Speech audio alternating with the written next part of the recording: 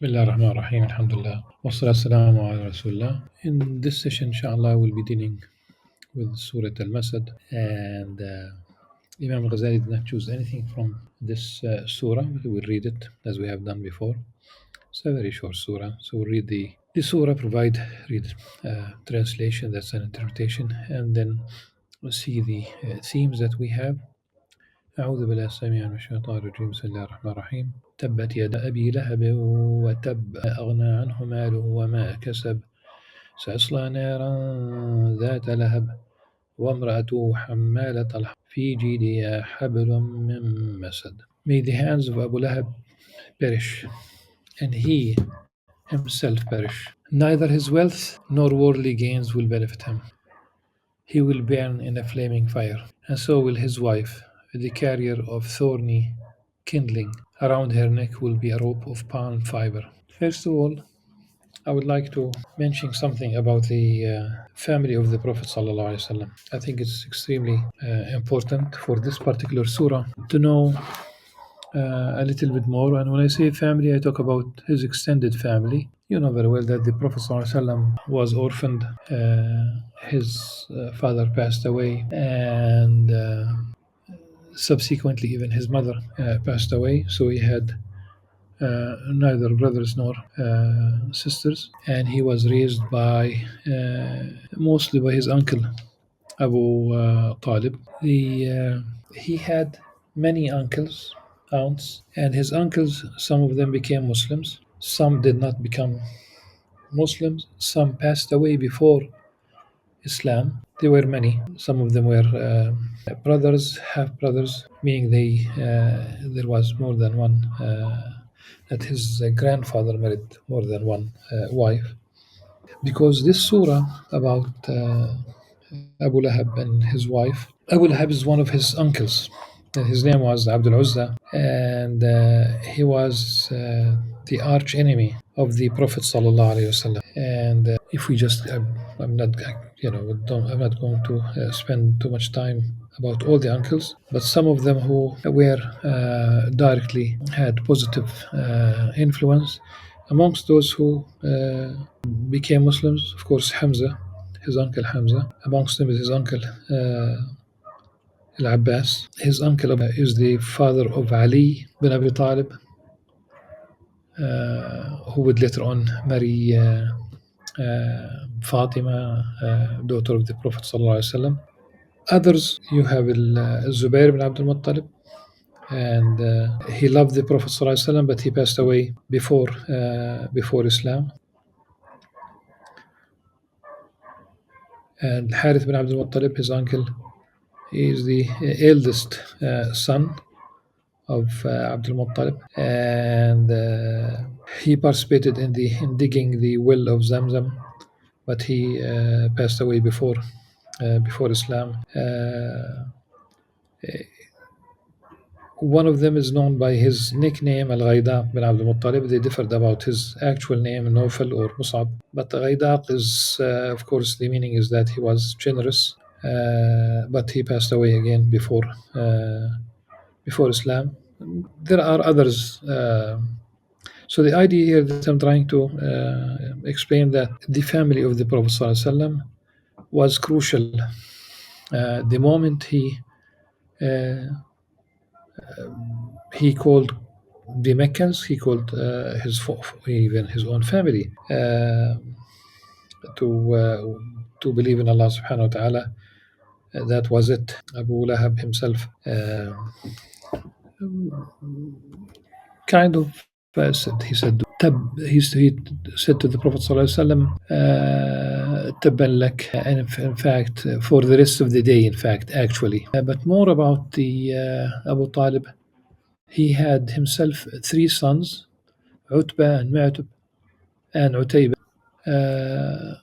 The first 2 became Muslim on the day of Fath, like Fath Mecca, and they participated in Hunayn and Taif. And Utayba did not become Muslim, and 2 of the daughters of Prophet ﷺ,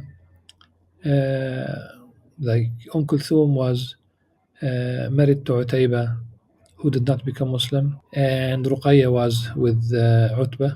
And when this particular surah was revealed, their father told them that he will disown them in their own language, رأسي ورأسكما حرام, if you don't divorce the daughters of Muhammad. So they did, and Utayba, who did not become Muslim, and he wanted to go to Asham. Again, we talk about the two major caravans. The Meccans used to go north during the summer and south to Yemen during winter. At any rate, he wanted to go to Sham. Sham is the greater Syria, Lebanon, the Syria, the nation state. Today, Sham is greater Syria is not the nation state, of course. There were no nation states, Jordan and Palestine. But he decided to go and hear the Prophet ﷺ, and he did. He told the Prophet ﷺ that he does not believe. He gave details. إني كافر بالنجم إذا هوى. He and some وبالذي دنا فتدلى. And then he spit in front of the Prophet ﷺ, and he divorced his daughter Kulthum. And the Prophet ﷺ was so angry, and he made a prayer asking Allah subhanahu wa ta'ala to inflict him with one of the dogs. But what it may, Allahumma sallit alayhi kalban min kilabik. So it doesn't have to be a dog per se. This is why it says, in fact, if you look up the how he was killed, you would be really surprised. Simply that curse followed him, and he was attacked by a lion. Today, if you hear that there is a lion, you might think, where would that lion come from? Even until most recently, a few years ago, a lion. Um, this is not a lion that ran away from a zoo, showed up, and the lion was old enough, did not hurt anybody, but very old, in fact. People who were near the Dead Sea, living near the Dead Sea, literally saw the lion inside. Open windows, open doors, whatever. They saw the lion really on the floor, but the lion could not hurt anybody, or it was too old, probably at the very end of its life. We had, if the flora and fauna, and even in the Arabian Peninsula, the companions of Prophet ﷺ asking him about hunting, eating zebras. So there were other animals in the Arabian Peninsula, and then obviously they must have went extinct. They talk about almost 1500 years of things changed. So this is really some of the context is very important. So when this surah spoke about Abu Lahab, you would know now who he is. When the Prophet ﷺ وأنذر عشيرتك, really, he went and he looked. He called the tribes of Mecca. He went to the Safa. Today, Safa, of course, Safa and Marwa. This is where Hajar, alayhi salam, when Ibrahim alayhi salam, Prophet Abraham, left her with Ishmael, Ismail alayhi salam, she walked like it was a brisk walk between Safa and Marwa. And this is why we commemorate this by walking 7 times during the pilgrimage. So the Prophet ﷺ went up to the Safa. It's a hilly area.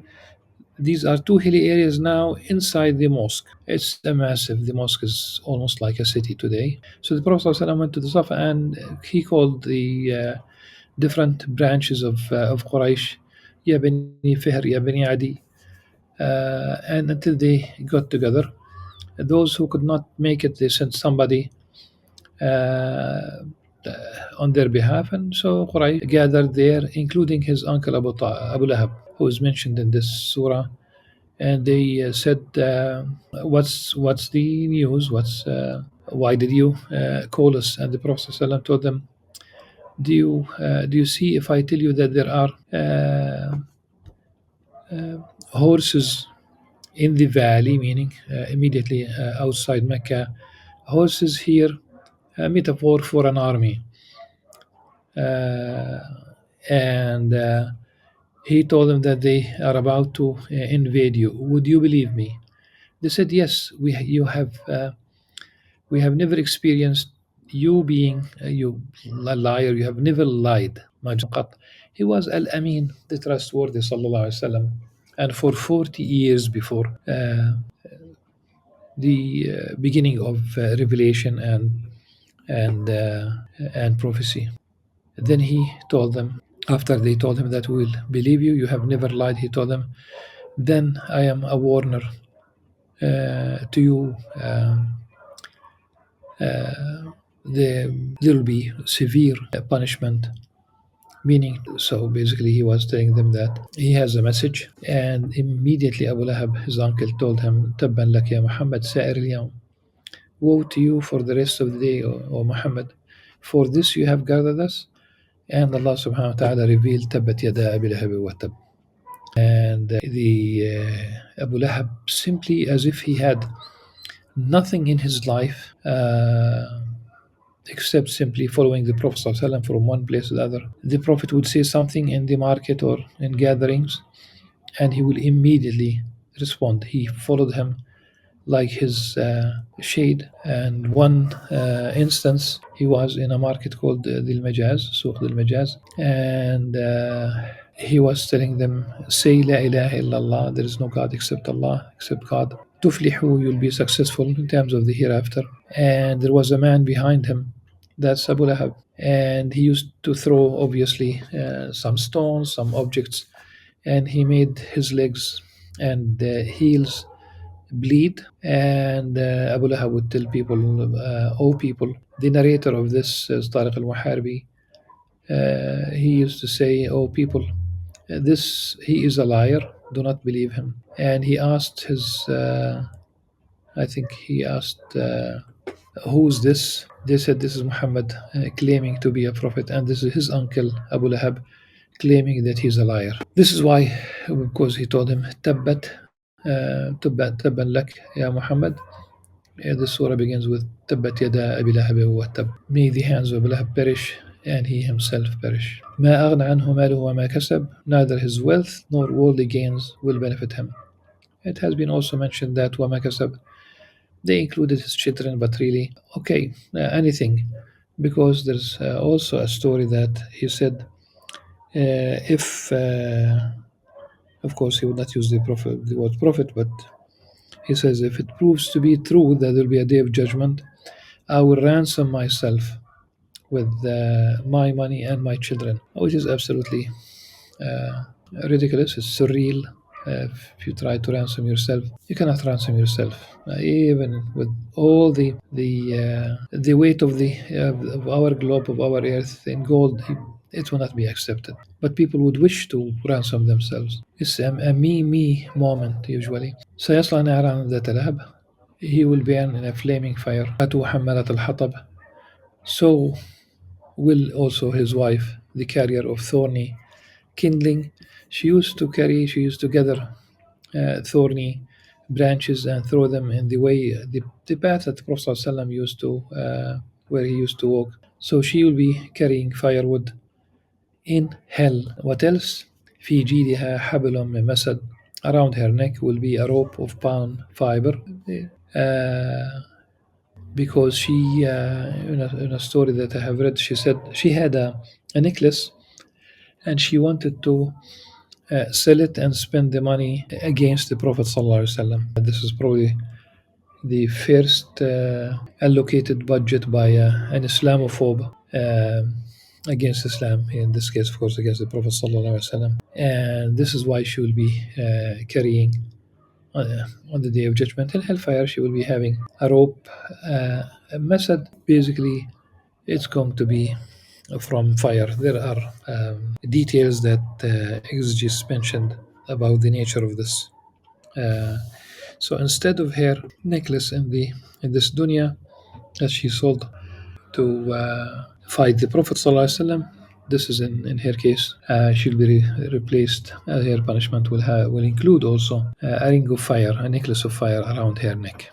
That's what it means. Paradoxically, all that Abu Lahab needed to do is simply accept Islam, and that would he will disprove the Quran. All he needed to do simply is in front of Quraysh, in front of Mecca, in front of the Arabs, simply to declare Islam, to accept Islam, and he, in this case, he would have disproved the Quran. He had ample time to do that, and of course he didn't. Suffice, inshallah, for the surah. In the next session, inshallah, we'll deal with Surah Al-Ikhlas, which is all about monotheism. Until then, سبحانك اللهم وبحمدك أشهد أن لا إله إلا أنت أستغفرك وأتوب إليك. السلام عليكم ورحمة الله وبركاته.